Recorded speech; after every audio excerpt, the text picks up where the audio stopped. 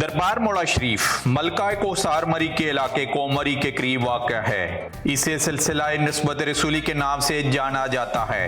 मोड़ा शरीफ पंजाबी की पोठवारी बोली में छोटी बस्ती गांव को कहते हैं। कहा जाता है कि 1878 में ख्वाजा पीर मोहम्मद कासिम ने अपने मुर्शिद ख्वाजा निजामुद्दीन कियानी के हुक्म से मौजूदा मोड़ा शरीफ, जो इस वक्त जंगल था, बरी शहर के करीब कश्मीरी बाजार से 3 मील नीचे एक पत्थर पर बैठकर 40 दिन चला लगाया, जिसे आज लोग मोड़ा शरीफ के नाम से जानते हैं।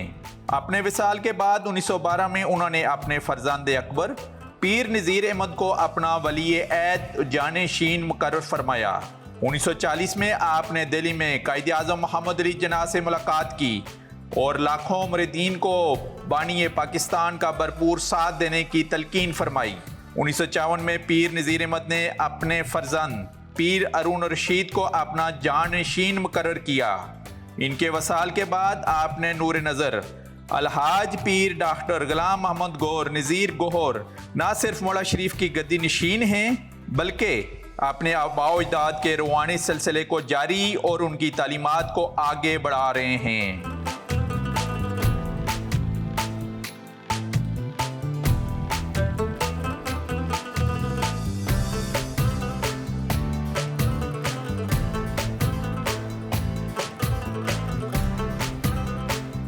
ये एक ऐसी फैमिली है जिन्होंने ना सिर्फ दीनी उनकी खिदमातें, बल्कि ये हाईली क्वालिफाइड है। जैसे पीर नज़ीर साहब भी उस वक्त अंग्रेज़ के दौर में हाईली क्वालिफाइड, और पीर अरुण रशीद साहब वो CSS के टॉपर थे और टॉप किया था, लेकिन ज्वाइन नहीं किया, और उन्होंने भी अपनी पूरी जो लाइफ थी वो वक्फ कर दी इंसानियत की खिदमत के लिए और दीन के लिए। अब उनके साहबजादे ये भी डॉक्टर हैं, यानी मेडिकल डॉक्टर, और अभी सज्जादा नशीन है इसी गदी की। इनसे हम बात करेंगे कहाँ से फैमिली आपकी माइग्रेट करके आए पीर कासिम साहब, और उन्होंने यहाँ पर ही आके ठिकाना लगाया, और उस वक्त से सिलसिला आप तक चलता आ रहे हैं। बेसिकली हमारा ताल्लुक़ जो है वो कियानी ख़ानदान से है। हज़रत ख्वाजा मोहम्मद कासिम रहमतुल्लाह अलैह जो हैं, इनके वालिद काबुल से माइग्रेट करके यहाँ आए थे। काबुल शाह की औलाद में से। जब काबुल शाह की वहाँ पे हुकूमत ख़त्म हो गई तो उन्होंने तजारत शुरू कर दी थी। तो ख्वाजा मोहम्मद कासिम रहमतुल्लाह अलैह के वालिद सुल्तान जीवन ख़ान ने तजारत शुरू कर दी काबुल और कश्मीर के दरमियान, और फिर इसी सफ़र के दौरान वो इसी इलाके में कहीं करीब उनकी डेथ हो गई। तो हज़रत ख्वाजा मोहम्मद कासिम रहमतुल्लाह अलैह खाली 6 महीने के थे उस वक्त।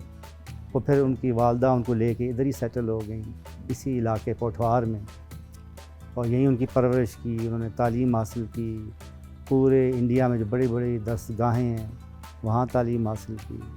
वो कैया शरीफ हाज़िर हुए, वहाँ बैत हुए। ये कश्मीर में 8 मकाम के पास कैया शरीफ। वहाँ से आपके मुर्शद ने हुक्म दिया हज़रत ख्वाजा निज़ामुद्दीन कियानी रहमतुल्लाह अलैह ने, कि उस वक्त इस जगह को मसियाड़ी कहते थे सारे। जी मसियाड़ी कि मसियाड़ी के जंगल में जाके एक ऐसी जगह जाके बैठ जाओ जहाँ पे किसी के आना जाना ना होगा।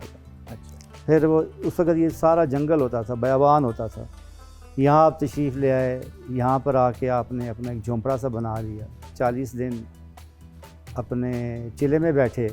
और उस वक्त इन इलाकों में तो हिंदू और सिखों की आबादियाँ भी काफ़ी थी, तो ज़ाहिर बेशुमार लोगों ने फिर इस्लाम के दायरे में भी आए होंगे। वो हिंदू बहुत हिंदू थे, और इसी तरह ना फिर जब ये मरकज़ बन गया तो फिर दूर दूर से लोग आते थे, क्योंकि आपको पता है कि हमारे बड़े सगीर में ये ट्रेंड उस ज़माने में भी था कि हिंदू हो, सिख हो, जो भी हो, वो ऐसी जगहों पे दरगाहों पे जाते थे। बिल्कुल ऐसे। तो इस तरह फिर वो जब वो लोग आते थे तो फिर उन्हें तालीम दी जाती थी, तरबियत दी जाती थी। और हज़रत बाबा जी हम कहते हैं हज़रत ख्वाजा कासिम रहमतुल्लाह अलैह को, फिर उनकी शख्सियत से मुतासर होके, उनकी तालीमात से मुतासर होके लोग मुसलमान होना शुरू हुए, हल्का इस्लाम में दाखिल होना शुरू हुए। सर अपने बारे में ज़रा बताइएगा, आप तो मेडिकल साइंस पढ़ के आए, और मेडिकल साइंस आपको पता है कि वो तो उनका तो बिलीव और रिसर्च पेपर भी देखने सारा वो उसी के ही ऊपर होता है। तो आप उस फील्ड से फिर निकल के ये रूहानी साइड पर कैसे निकले हैं और आए? शुरू से हुज़ूर पीर साहब की तालीम हम मदरसों वगैरह में तो हम पढ़े ही नहीं हैं। जी। मतलब शुरू से मैं प्रेजेंटेशन कॉन्वेंट मरी, फिर मैं HSN कॉलेज लाहौर, फिर रावलपिंडी मेडिकल कॉलेज, फिर पाक एम्स में MPH के लिए, फिर डिप्लोमा कोर्सेज़ वगैरह ऑस्ट्रेलिया से।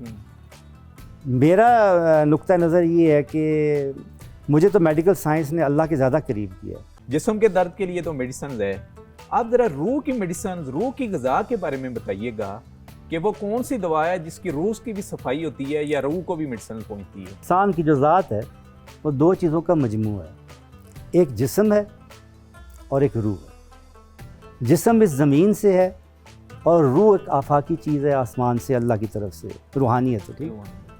अब जो जिस्म है उसका इलाज, चूँकि वो ज़मीन से है तो ज़मीन की चीज़ें, मटीरियल उसका इलाज करेगा। जड़ी बूटियों में से दवाएं भी निकलती हैं, केमिकल्स भी निकलते हैं, क्योंकि मट्टी है ना, मट्टी से बना जिस्म है, एक मटीरियल है, उसका इलाज यहाँ। अब जो चीज़ रूह है जो आसमानों से आई है उसका इलाज भी उधर से आया, वो रूहानियत है, उसका इलाज। और रूहानियत क्या है? अल्लाह का ज़िक्र है, अल्लाह का ज़िक्र, उसकी याद है। कुरान का एक और पहलू है, वो उसकी नूरानियत और उसकी शफाक है। ऐसे लोग भी कुरान पढ़ते हैं, आप तो जानते हैं, आप फिर देखा है आपने, जिनको शायद अपना नाम भी लिखना नहीं आता, नहीं लिखना, अरबी समझना तो दूर की बात, नाम भी लिखना नहीं आता, और उस तरह पढ़ना भी कुरान पाक उनके दिलों की सफाई कर देता है। ऐसे कितना सुकून अता फरमाता है,